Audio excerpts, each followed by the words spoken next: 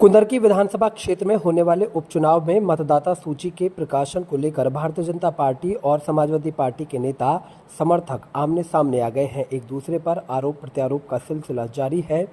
Bharatiya Janata party के वरिष्ठ नेता और कुंदरकी विधानसभा क्षेत्र से भाजपा के संभावित प्रत्याशी कहे जाने वाले ठाकुर रामवीर सिंह के नेतृत्व में भारी संख्या में समर्थक कलेक्ट्रेट पहुंचे। खास बात यह थी कि भाजपा नेता के साथ जो समर्थक आए थे उनमें मुस्लिम मतदाताओं की संख्या बहुत ज़्यादा थी, जो पूर्व विधायक हाजी मोहम्मद रिजवान पर गंभीर आरोप लगाते हुए नारेबाजी कर रहे थे। उनके हाथों में विभिन्न स्लोगन लिखे प्ले कार्ड देखे गए। उनका आरोप है कि कुंदरकी विधानसभा क्षेत्र से पूर्व विधायक हाजी रिजवान ने कुछ दिन पूर्व जिला प्रशासन को गुमराह करके कलेक्ट्रेट पर प्रदर्शन किया। उनके समर्थक हाथों में प्ले कार्ड थामे हुए जिस पर लिखा था कि मैं जिंदा हूं, मेरा नाम मतदाता सूची से काट दिया गया है। तो किसी प्ले कार्ड पर यह लिखा हुआ था कि मैं अविवाहित हूं और मुझे विवाहित दर्शाकर मेरा नाम मतदाता सूची से काट दिया गया है। इन आरोपों पर आधारित एक ज्ञापन भी पूर्व विधायक हाजी रिजवान द्वारा जिलाधिकारी को पेश किया गया था। भाजपा नेता द्वारा मंडलायुक्त और जिलाधिकारी को संबोधित संयुक्त ज्ञापन में भी पेश किया गया, जिसमें कहा गया कि निर्वाचन नामावली 2024 उत्तर प्रदेश निर्वाचन क्षेत्र कुंदरकी विधानसभा में बेहद त्रुटियां हैं। बहुत सारे लोग ऐसे हैं कि उनके नाम मतदाता सूची में 2 जगह दर्ज हैं और फोटो अलग अलग हैं, जबकि मतदाता सूची का प्रकाशन फोटो युक्त हो रहा है। तो किस तरह एक ही व्यक्ति के नाम मतदाता सूची में 2 जगह दर्ज किए गए हैं और फोटो अलग अलग हैं। भाजपा नेता ठाकुर रामवीर सिंह का कहना था कि पूर्व विधायक हाजी मोहम्मद रिजवान और उनके समर्थकों ने अभी कुछ दिन पहले प्रदर्शन के दौरान मतदाता सूची को लेकर जो गंभीर आरोप शासन और प्रशासन पर लगाए हैं वो सरासर गलत हैं। जीवित व्यक्तियों को मृत दिखाकर नाम नहीं काटे गए हैं और न ही अविवाहित को विवाहित दिखाकर उनके नाम मतदाता सूची से काटे गए हैं। ये सब षड्यंत्र के तहत प्रशासन को गुमराह किया जा रहा है। बीएलओ पर दबाव बनाने के उद्देश्य से झूठ पर आधारित प्रदर्शन किया गया। हाजी रिजवान पर आरोप लगाया गया कि उन्होंने शासन और प्रशासन को बदनाम करने और समाज में गलत संदेश देने के लिए पूर्व नियोजित षड्यंत्र के तहत जो आरोप लगाए हैं, जिनकी गहन जांच के साथ साथ पुलिस रिपोर्ट दर्ज की जाए और उनके खिलाफ कठोर कार्रवाई की जाए।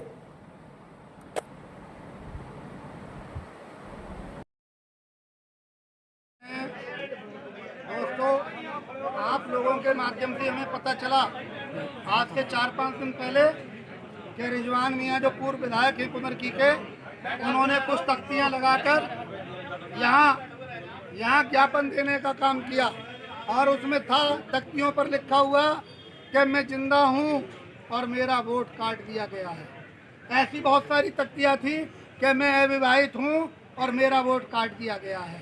आज हम हमारे मुस्लिम समाज के हजारों भाई जो भारतीय जनता पार्टी के कार्यकर्ता भी हैं, सक्रिय सदस्य भी हैं, प्राइमरी सदस्य भी हैं और मंडल अध्यक्ष भी हैं और जो है आपके शक्तिखंड प्रमुख भी हैं और बूथ अध्यक्ष भी हैं।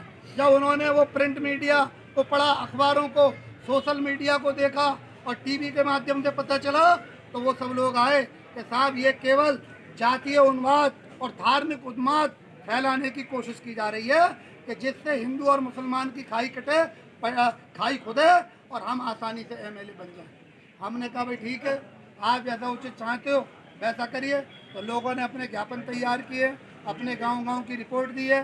इसमें खास वजह जो है वो ये है कि उदाहरण के तौर पे मैं बता रहा हूँ कि शकील एक नाम है, एक व्यक्ति का शकील, या एक व्यक्ति का उवैस नाम है, तो उवैस के नाम का भी वोट है डोम घर के अंदर और उसी का फोटो लगा हुआ है और नासिर नाम से भी वोट है। जो भुल्लन मियाँ खड़े थे, रिजवान मियाँ के वालिद साहब 80 साल से ऊपर के व्यक्ति हो गए हैं वो, और जो 80 साल 90 साल का व्यक्ति है वो किसी भी धर्म का या जाति का है, वो झूठ बोलना नहीं चाहता, वो गलत काम करना नहीं चाहता, क्योंकि उस जमाने में लोग ईमानदार हुआ करते थे।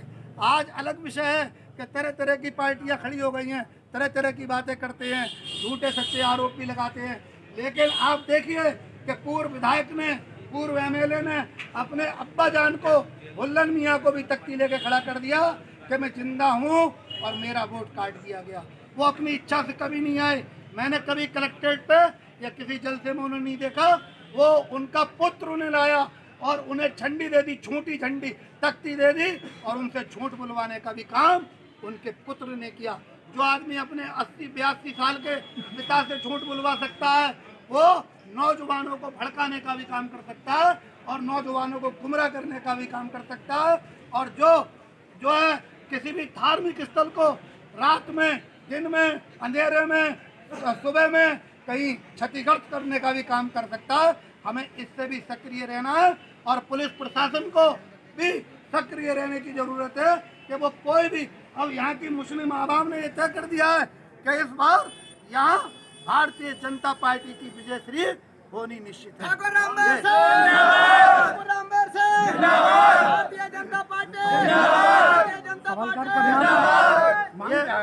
ये आप देखिए, उवैस और नासिर एक फोटो है और वो डबल है।